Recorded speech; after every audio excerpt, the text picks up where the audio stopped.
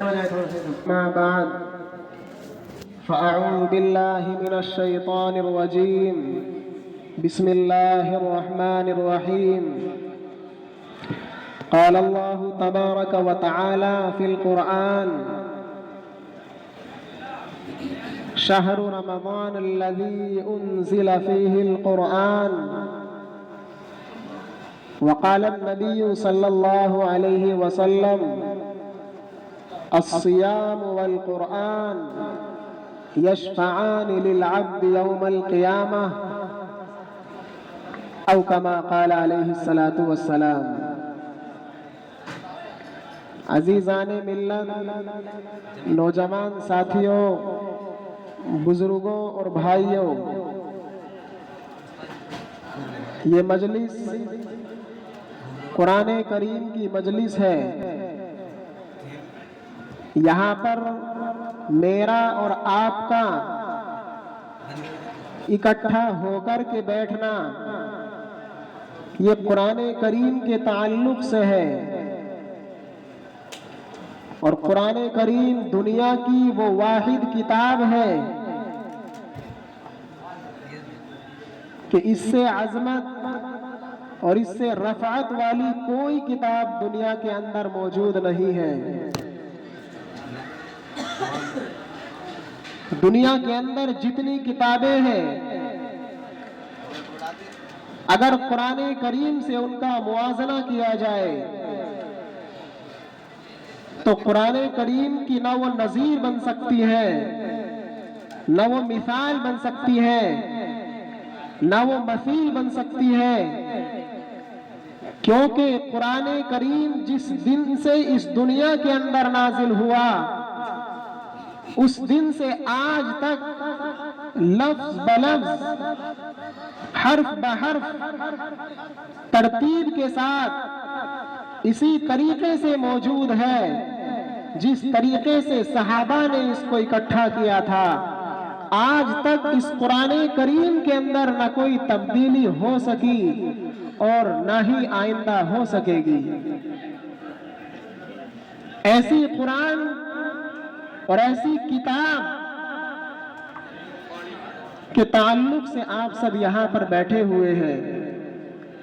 میرے عزیزوں، دنیا کے اندر ہر انسان کی خواہش ہوتی ہے کہ میرا کسی بڑے سے تعلق ہو جائے، لہذا کوئی نیتا جی سے تعلق کرتا ہے، کوئی پردھان جی سے تعلق کرتا ہے، کوئی ڈی ایم سے تعلق کرتا ہے، کوئی سی ایم سے تعلق کرتا ہے۔ دنیا کے بڑے بڑے عہدے داران سے لوگ تعلق کرتے ہیں، کیونکہ دل کے اندر ایک چیز چھپی ہوئی ہوتی ہے، اس کی منشا یہ ہوتی ہے کہ جب دنیا میں کوئی پریشانی میرے اوپر آئے گی، جب دنیا کے حالات مجھے چاروں طرف سے گھیر لیں گے، جب دنیا کے حالات میں میں الجھ جاؤں گا، تو پھر میرے پردھان جی، میرے نیتا جی، میرے ودھایک جی، میرے ڈی ایم صاحب اور میرے سی ایم صاحب میرا مددگار بن کر کے قدم بقدم میرے ساتھ کھڑے ہوئے ہوں گے۔ ہر انسان کی خواہش ہوتی ہے۔ آپ سوچئے، میں کوئی نئی بات نہیں بتا رہا ہوں، آپ آنکھ بند کر کے یہاں سے جانے کے بعد صرف 2 منٹ یہ احساس کر کے دیکھنا کہ اگر کسی سے آپ تعلق رکھتے ہیں، اگر کسی سے آپ دوستی رکھتے ہیں، اگر کسی کو آپ اپنا بنا کر کے رکھنا چاہتے ہیں، تو آخر کیا چاہتے ہیں اس سے ہم؟ تو دل میں یہی چھپا رہتا ہے کہ جب مصیبت اور پریشانی آئے گی تو پھر میرے یہ اصحاب اور ساتھی اور دوست میرے قدم بقدم ساتھ کھڑے رہیں گے۔ تو جب دنیا میں ہمارا نظام یہ ہے اور دنیا میں ہر انسان اپنی حیثیت کے مطابق اپنے اپنے دوستوں کو چنتا ہے، اپنے محبوب کو چنتا ہے، اپنے معشوق کو چنتا ہے، تو پھر وہ چیز کہ جو ابد الآباد ہے یعنی جنت کے لیے ہم کیوں نہیں ایسے دوست کو چنتے؟ जन्नत के लिए क्यों नहीं हम ऐसे लीडर को चुनते, जन्नत के लिए क्यों नहीं हम ऐसे विधायक को चुनते, जन्नत के लिए क्यों नहीं हम ऐसे एसीपी वगैरह को चुनते जो आखिरत के अंदर हमारे लिए, जो आज दुनिया के ओहदेदारान हैं, ये ओहदेदारान कुछ भी नहीं होंगे बल्कि नफ्सी नफ्सी के आलम में खड़े हुए होंगे और हर डीएम और सीएम और बड़े बड़े नेता और प्रधान और मंत्री सब एक लाइन में खड़े हुए होंगे और वो खुद ये कह रहे होंगे, या रब्बी नफ्सी नफ्सी, या रब्बी नफ्सी नफ्सी, ऐ अल्लाह आज किसी तरीके से मुझे मुआफ कर दे और मुझे जन्नत में दाखिला दे दे। उस वक्त ये कुरान और साहिब कुरान जो आज दुनिया में बोरिया नशीन समझे जाते हैं बल्कि हैं जिनकी कोई हैसियत दुनियादारों के निगाहों में नहीं होती,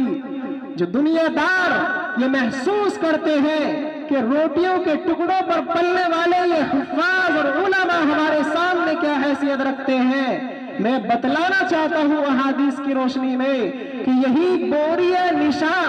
नशी उलमा इकराम और हुफ्फाज इकराम वहां कल के सीएम और डीएम और बड़े बड़े विधायक और मंत्री बनकर के खड़े हुए होंगे। चुनांचे हदीस में एक वाकया लिखा है, हदीस में मौजूद है कि हिस्सा कुरान कब्र के अंदर दाखिल होगा, वहां पर कुछ फरिश्ते साहिबे कब्र को अजाब देने के लिए बिल्कुल मुस्तैद और तैयार खड़े हुए होंगे। वो हिस्सा कुरान उससे बोलेगा कि खबरदार, अगर एक कदम भी तुमने इसकी तरफ बढ़ाया तो मुझसे बुरा तुम्हारे लिए कोई नहीं होगा। वो फरिश्ते कहेंगे कि क्यों, आप कौन होते हो ऑर्डर देने वाले? तो वो हिस्सा कुरान बोलेगा कि मैं बहुत कुछ अपना मकाम और मर्तबा रखता हूं, खबरदार एक कदम भी गुनाह की वजह से इस बंदे को अजाब देने के लिए अगर आपने आगे बढ़ाया तो मुझसे बुरा तुम्हारे लिए कोई नहीं होगा। अब फरिश्ते परेशान होंगे, वो कहेंगे कि अजीब माजरा है, ऊपर से अल्लाह का ऑर्डर है, नीचे ये हमसे झगड़ा कर रहा है। तो फिर उससे कहा जाएगा कि आखिर आप एक काम कीजिए, जिसने हमें ऑर्डर दिया है और हुक्म दिया है कि इस कब्र वाले को अजाब दो, उसके पास जाकर आप ऑर्डर लेकर के आए कि इसको अजाब न दिया जाए। चुनांचे वो हिस्सा कुरान कब्र से अर्श पर अल्लाह के पास पहुंचेगा और गुस्से में, हदीस के अंदर अल्फाज मौजूद है, हदीस के अंदर फरमाया कि गज़ब,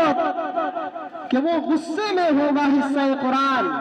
अल्लाह उससे फरमाएंगे क्या हुआ? वो कहेगा कि अल्लाह या तो मुझे अपने कुरान से खारिज कर दो और निकाल दो, या कब्र में मौजूद इन फरिश्तों से कह दो कि जो मैं कह रहा हूं मेरा ऑर्डर मान लिया जाए, मेरा हुक्म मान लिया जाए और जो मैं उनसे कह रहा हूं वो बात मान ली जाए। अगर मेरी बात ना मानी गई और मेरी बात को ठुकरा दिया गया तो सुन लो, मुझे अपने कुरान से खारिज कर दो और बाहर कर दो। कौन झगड़ रहा होगा? बादशाहों के बादशाह के पास कौन शोर मचा रहा होगा? कौन गुस्सा हो रहा होगा? उस वक्त तो सब नफ्सी नफ्सी कह रहे होंगे, लेकिन ये हिस्सा कुरान अल्लाह के सामने झगड़ा कर रहा है, बल्कि अगर मैं कहूं तो धमकी दे रहा है और कह रहा है कि या तो अगर अपने हिस्से कुरान मुझे बाकी रखना है तो मेरी बात मान लो, वरना मुझे खारिज अनिल कुरान कर दो और कुरान से बाहर कर दो। अल्लाह फरमाएंगे कि बहुत गुस्सा आ रहा है, क्या हुआ?